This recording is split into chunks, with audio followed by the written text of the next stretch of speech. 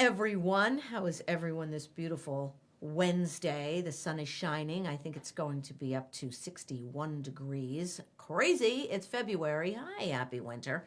Welcome to Lunch Break with ATI. I'm Cindy Collins, one of the co-founders of Actors Theater of Indiana, the resident professional theater company at the Center for the Performing Arts in Carmel, Indiana. And today we have my guest, an executive director of the Carmel Symphony Orchestra, Anne Marie Chastain. Correct? Correct. You have it. Yeah. Thank you for having me. Of course, of course. Yeah. And so it's great, actually, to get to talk to you, because I really don't know you at all, really. I mean, ATI and the CSO have done things together. But I really, besides being a performer, you know, when we collaborated with the CSO and Sweeney Todd, I really don't know the ins and outs of the CSO at all. And, you know, why would I, actually? And, you know, so it'll be nice to get your perspective and what's going on and what the organization is going to be up to. I know everybody's planning their next season. You know, ATI is. And you know, where you're going to be and what you're going to be doing and what's new. Like, I know Jana Himes was the maestro. Jana's gone. Who is the new maestro? Okay, so David Comandi, we just signed him to an 18-month contract as music director. So we wanted to have some continuity during all the changes, and he did such a wonderful job with us. Did he come in and do a concert? Like what happened there? Well, we had 3 concerts. So Jana had taken another position with another orchestra, and so we had kind of a quick switch at the last minute, and David was wonderful. He came in, conducted our opening night. Our musicians, they had a great time with him, and they played beautifully. That's important. Yeah. Actually, very important with an orchestra, because if the musicians don't like the maestro, or you're going to have some tension there.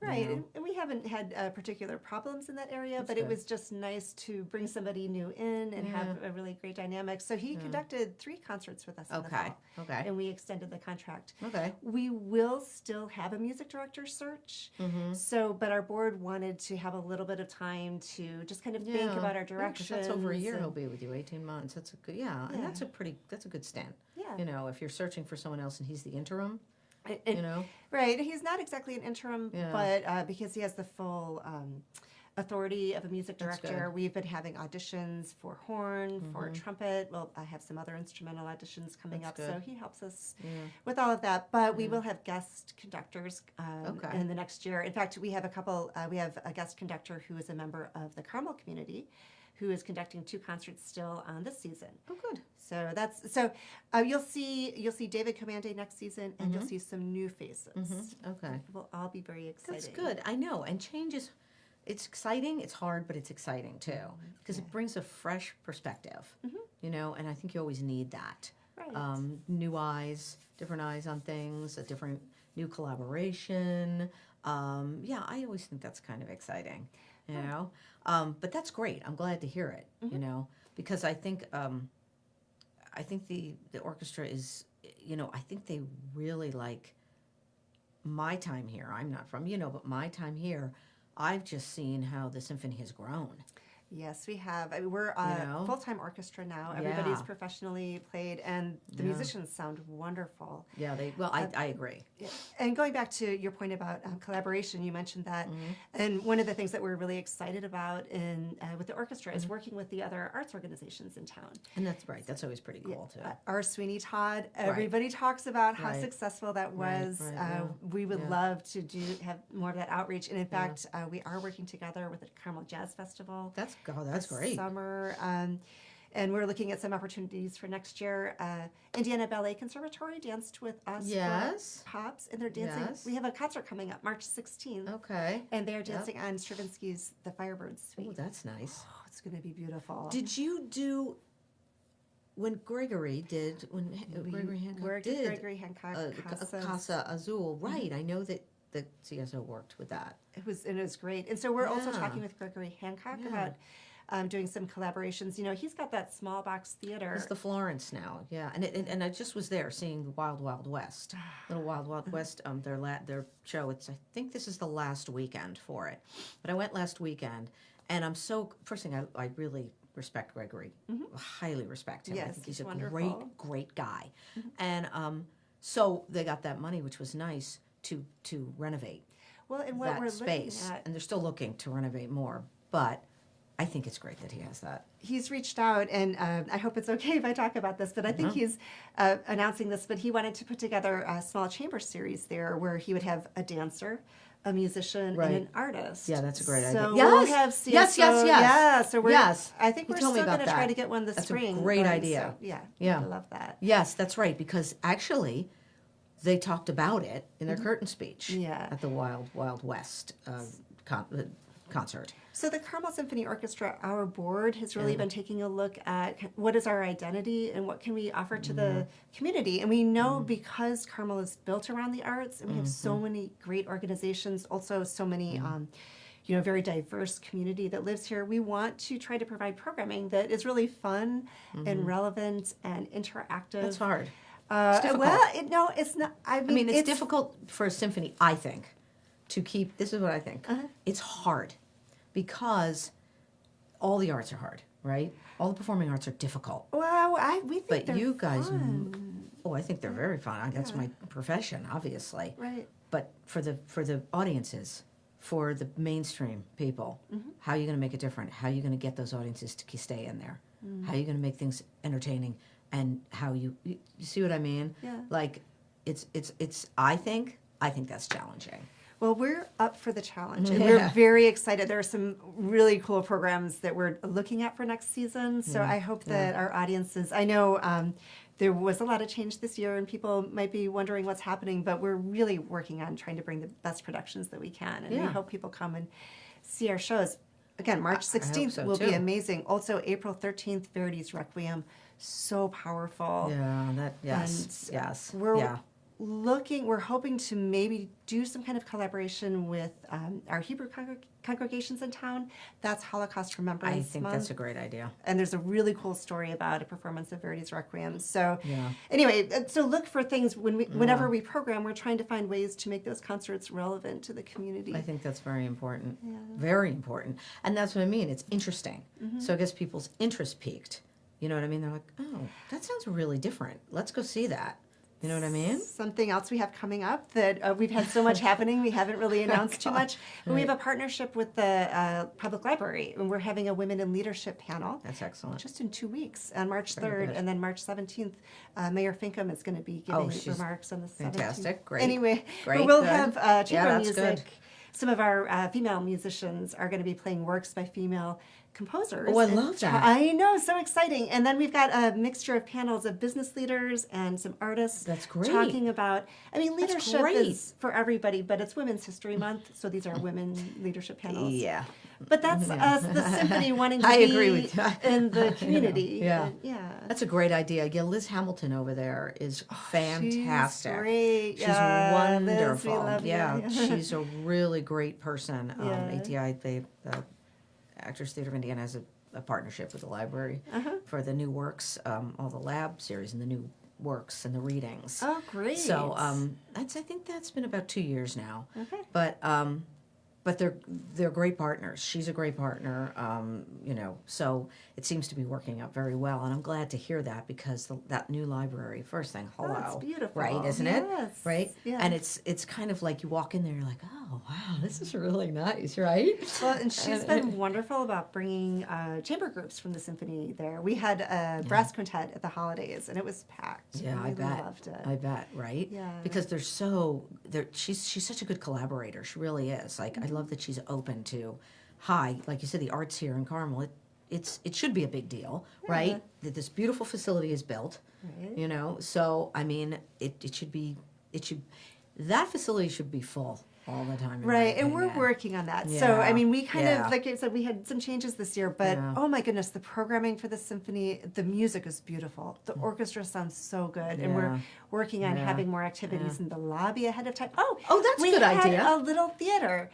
We just had a concert March 10th, and it was Valentine's weekend, and so we brought in 2 students from Carmel Public High School theater program. Oh, that's good. They did the balcony scene from Romeo and Juliet. They were so cute. Oh so my we're trying to bring in more Yeah. students Yeah, from that's nice. especially Carmel High School That's to come in the lobby. Well, they have an exceptional program there. Yeah. There's some kids over there that really are really super talented. I mean, I kudos to Catherine Coons, who runs the choral department. She was great. Our daughter was under her. She's exceptional. But maybe we can get you guys to come before a concert and Whatever. do something. I'll show up and sing. Yeah. So I'll sing anywhere.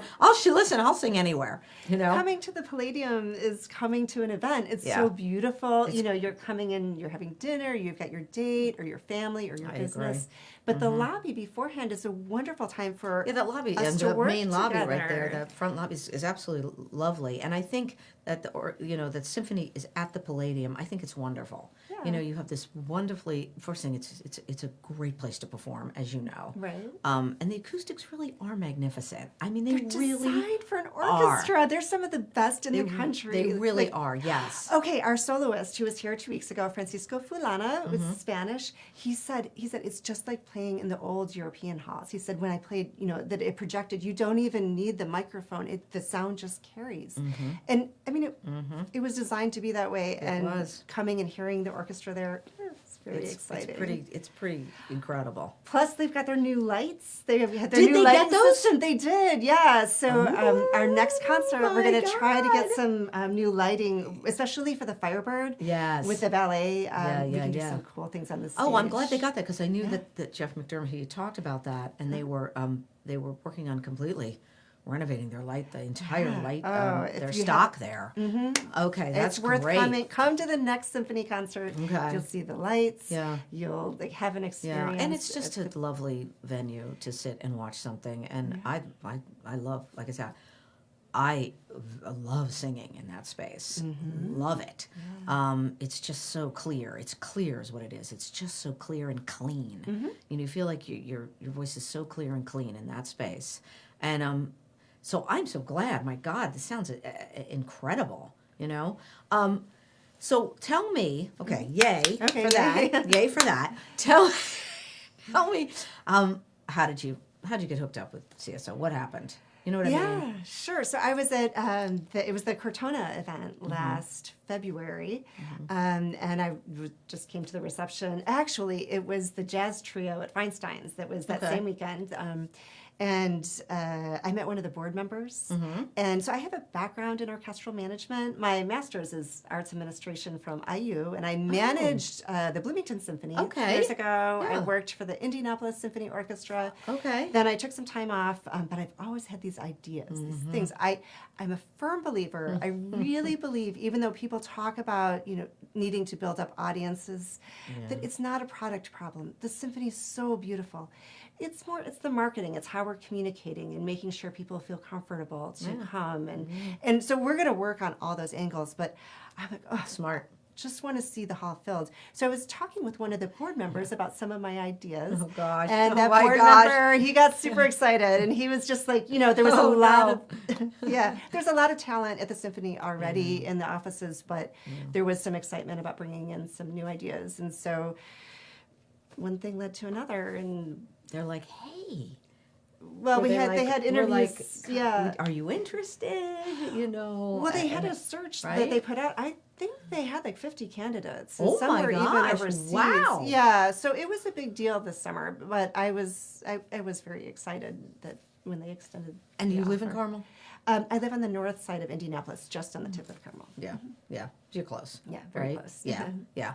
I think that's awesome. Now, are you a native to this state? I'm from Chicago originally. Oh, I was cool. born in the city. I grew up in the northwest suburbs, but then I went to IU to study music. So I actually thought I was going to be an orchestral clarinetist. I studied very hard for many years, and I loved it. So at the Jacob School, isn't it the Jacob School? Oh my God, you must be good. Well, I mean, back then I practiced all the time, Yeah. and that was my Yeah, my life. But that's not easy getting in there. So well, I mean, I practiced hard to get in, so I was very lucky. But so hard to make a living as a musician. So It's the arts. It's very difficult. Yeah. It's very, very difficult. Yep. But that's why I'm very passionate in my position, because I want to keep our musicians busy. I know how hard our musicians have worked to achieve their level of excellence. So, it's very difficult to provide full-time employment, but the more that we can get them performing at the Palladium, maybe we're trying to get a summer series. I don't know, looking at locations. Well, you can play outside. Listen, playing outside, in the summer is. Listen, how nice is it to go and see a symphony in the summertime and sit outside like the ISO, like the Connor Prairie series, right? Yeah. How nice would it be if Carmel had something like that with the symphony, and that people are here and they get to just be here we had see a the symphony. Super successful event at Cox Hall Gardens a couple years ago. Yes. I understand the Beatles tribute. Yes, that's right. Oh, that did very well. Did very well. So a goal, I don't know if it'll happen this summer, but at some point we would love to start playing more in the summer. And again. And that venue, right, Cox is so really cool over there. Yeah, call them and tell them you want the symphony. I would think they would be like, of course, yes. I mean, there can't be a million things going on at Cox Hall Gardens all the time. You know what I mean? I'd be like, absolutely, you should be here playing a concert. So we'll try to work something out this summer at least. So hopefully you'll see that. But again, great. I just want to keep our musicians busy, and whether it's chamber music, whether it's working with our other partner organizations, like we did with you years ago, or Gregory and his Florence. Yes, and I think that's pretty cool when that happens, because it shows that the companies that are here, and there's not. I mean, the companies that are at the center that are very listen, it's ATI, it's the Symphony, it's Civic and Gregory and the Wind Symphony and the Wind Symphony. But those are the biggies, right? Right. I mean, and the plus the ballets. That's but you're there. You're in the Palladium quite a bit, right? And so I think it's important that those companies. Yeah, I think it's neat when they try to do something together, because it shows that, hey, listen, I'm supporting you, you're supporting me. One goes, that's not good for the center. Well, also, it's good to have everyone there, and it's alive. It keeps it alive. And we're, generally, oftentimes people who enjoy the arts, usually you have one thing that maybe is your focus, but you're still open to other areas. Of course. So, for instance, when we have our March 16th Saturday night concert, we're playing beautiful repertoire, Dvorak Symphony No. 8, Overture to Barter Bride, but then the Firebird, having the Indiana Ballet Conservatory dance. Right. It's cross-exposing the audiences. Of course. And it's just... Cross-promotion, cross-exposing. Yeah, people will be together. Like, hey, I'm going to come to their next concert. You know what I mean? This is really cool. Of course. It's exposing each other. Yeah. Which is very important, because I think, listen, united we stand, divided we fall. Absolutely. And we're all kind of tiny groups. So when we work together and... I don't know, we're just stronger together. So that definitely is something to look for at the Carmel Symphony Orchestra, is more programming that will be interactive and that will reflect our community, and that we hope our audiences have fun when you come out to hear us. And you want people to think too. It's, everybody says it's to entertain, it's to educate, it's to engage. Those are three big words with the performing arts, right? But you want people to think, and you want them to go home and discuss. Well, did you like that? Well, I like this part better. Yeah, but I didn't like that part. But I love this part. What did you think that meant? What? And we also want to move our audiences. Of course, music is a little less verbal, so it's... it's so emotional. But music the is... emotions... Music is... that crosses all... Yes. All the differences we have in our culture, when you hear something really beautiful, and whether it moves you to joy or sadness or nostalgia... Right. It's just, it's powerful. We can give. It's the power of music. There's nothing more powerful, in my opinion, than the power of music. And the arts, And the arts, of course, the performing arts. But nobody's... music is the core is the core of musical theater, is the core of a symphony, is the core of a dance company, really. It is, because, yes, everybody can do... Well, you can't without music, but... It really is. I mean, if you take that away, It does go where words can't go. And You know? then for any of the arts groups, if you have music as a core and then you're adding theater or dance on top of it. It's Yes. kind of this basis. Yes. And then the different art forms are kind of finessing the message even more. And it's just really beautiful together. I agree. I think it's, I mean, what, I mean, listen, people who maybe have, maybe people who have Alzheimer's, people who have dementia, but they'll hear a piece of music or they can sit down at a piano and still play something. That is a part of the brain that has stayed there with music. It's unbelievable. It's really wild, and that's so powerful that stays there. Yeah. That doesn't go away, and that's why, education in the schools is imperative with the arts. Yeah. And Carmel does do that, but not everywhere does. Right. Right. And I think it's important to have the arts in every single school system. One of our new initiatives that we tried for building audiences at our last 2 concerts is we sent invitations to local music instructors, either in the schools or private instructors, and we told them that we would be happy to give them 2 free tickets to come hear the symphony. And then we also had discount codes for their students, so the young ones can come. Yep. And we heard from the music teachers who came how grateful that they were, because they're working so hard, and they're not necessarily reimbursed or given everything, but they're the people who love the music the most.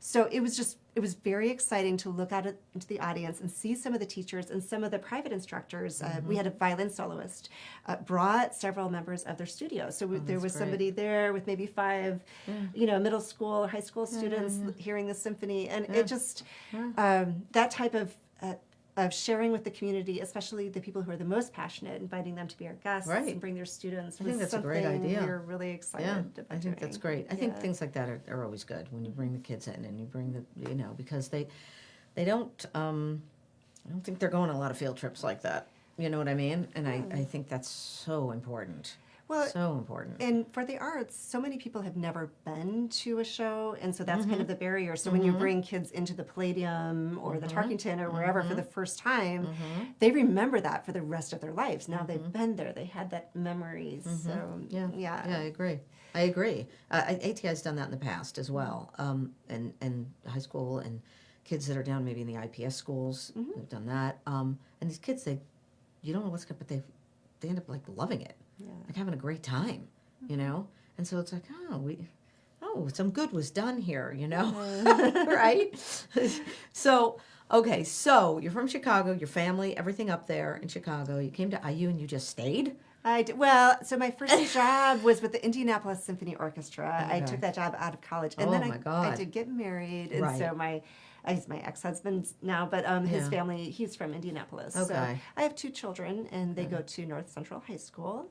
Oh, and so we're, so I kind of put my roots down here and stayed. That's where Judy went, Judy Fitzgerald's associate. She's a North Central grad. Yeah. And that's a humongous high school. She showed me, I was like, God, this is so big. She's like, I didn't even know half the people in my graduating class, It is large, yeah. I was like, holy mackerel, it's like a small little college, Oh my gosh. It was like Carmel. Carmel's huge. Carmel High School. Carmel is enormous. It's a wonderful school. It is. It is. But I mean, it's like, oh my God, my high school is like. Where are you from? Livingston, New Jersey. Livingston, New Jersey. That's my native, where I was born, and then New York, and then. Hello. You traveled a long way to come. Well, we started to the Indiana. company coming here. Yeah. So my family's still back in New Jersey, and New York, and so I'm just going to be there in 2 weeks. Actually, going back. Yeah. Did you always know that you wanted to be in theater? I think I did, but I just didn't do it until I got into like junior high. So yeah, I think because I was surrounded by that, and I was very, I was a nut.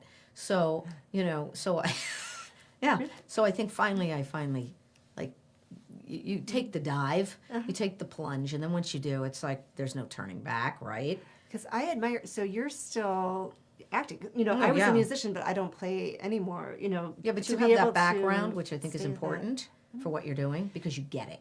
You're just not some suit coming in and being like, all right, I'm going to do it. You get it.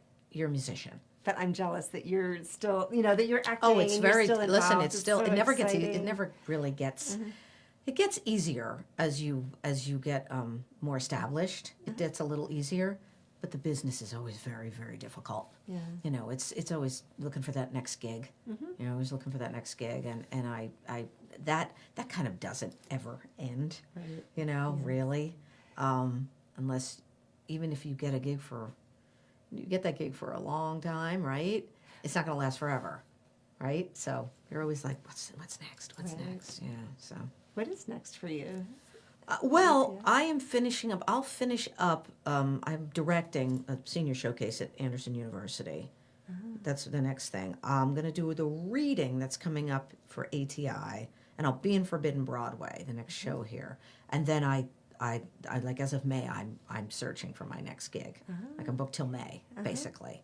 And then I'm like, Okay. I'm searching now. I'm auditioning. I'll be auditioning back in a couple of weeks. I have an audition. I've been sending out stuff. I just went to some auditions a few weeks ago. I mean, that's just normal. That's just the regular. That's the everyday grind. You're just always auditioning and trying to get a job and seeing what people need. So that's the tough part. Once you get the gig, it's like, woo, you got the gig. Fun. It's Yeah. great. Yay! It's the getting the gig that is Yes. never really a lot of fun, But I love it. You're giving people work. You're trying to give them continuous work. Musicians, it's very difficult. I do think the symphony is really, really, really good. Thank you. I know that you did have a harpist there that was absolutely phenomenal. This still woman, have her, and yes. she was fantastic. I'm glad to hear it. Melanie Maschner. She's our personnel manager and our education director. Well, we thought she was incredible. Yes. Judy and I we were like, love this Melanie. harpist is great.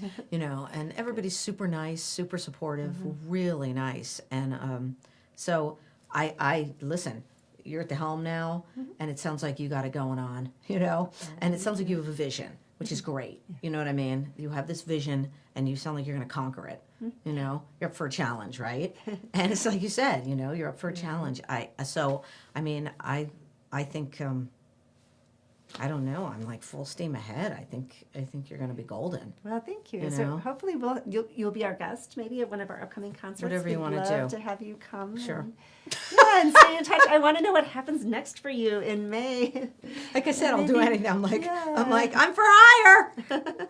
Maybe we'll come up with something. We could do something together. Yes, Be I mean, fun. and that is, and sometimes that's challenging too. But it always turns out like there's challenges there too. But it always seems to the end product is always positive. It is a lot of work putting on a production, no matter what.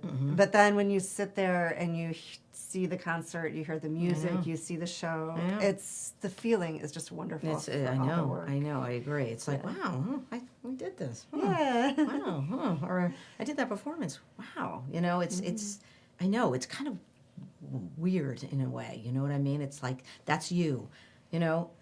It's funny. I can't explain it. For me, so you because know- I'm not performing, I feel so proud when I hear Yes, when the it's a orchestra pride, plays too. and they play so well. And I just through our November concert, Veterans Day, I literally wanted to cry. I was so proud of our orchestra in some parts, and we did have at our last concert. We played Bernstein's West Side Story symphonic dances. Yeah. One of our audience Wow. members who's very close to the symphony actually, but she was crying. I mean, it was so beautiful. Bernstein, So, you yeah. can't. Well, he was a genius, and everybody he collaborated with, they were geniuses too. Yeah, what a gift. They really were. When you have that, you think back, and you have those people in a room. I want you to imagine you had Leonard Bernstein, you had Jerome Robbins, you had Stephen Sondheim. That was just for West Side. Arthur Lawrence. That's for West Side Story. For On the Town, you had Leonard Bernstein, Jerome Robbins, Comden and Green. Okay, you had Betty and Adolph in there, right? So there's that.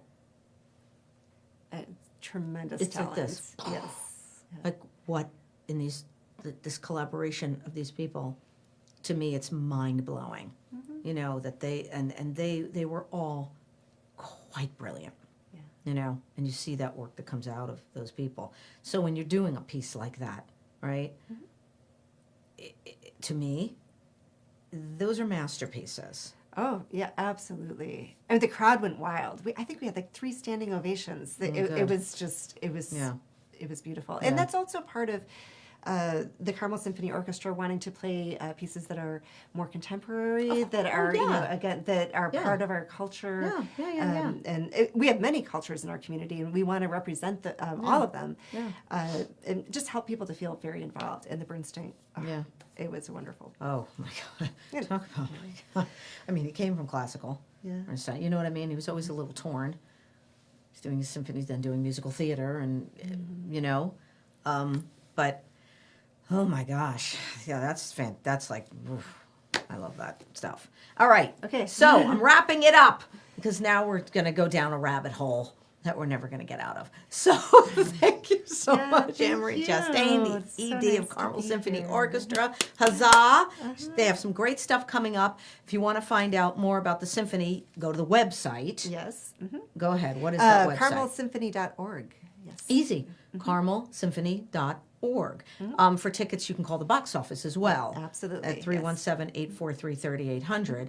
But usually the website will tell you exactly what's going on. And let's see, up next for ATI. What is up next? I think it's the reading with the Carmel Public Library. And it's a new work because that's what it is over there. The theater lab is new works. And I think it's on March 16th. I'm involved in it, and I'm like, I think it's on March 16th. No, it is, and it's a new work, but I don't know if anything's come out about that yet. So I have to bid, but it's pretty cool actually, and all the new readings are pretty neat. So so that's over at the library, and the next is Forbidden Broadway, and that is the last show of the season, and that is hilarious, and that is another version of Forbidden Broadway that Actors Theater of Indiana will do. It spoofs on all the Broadway shows and all the Broadway stars that you've come to know and love. So that will be, that is our last slot, and that is April, May. More about that later. Thank you so much. Thank you, Anne-Marie. Thank you. Cindy Collins, co-founder, ATI. Thank you for joining us for Lunch Break with ATI, and we'll see you next week. Toodaloo. Enjoy the day. It's beautiful.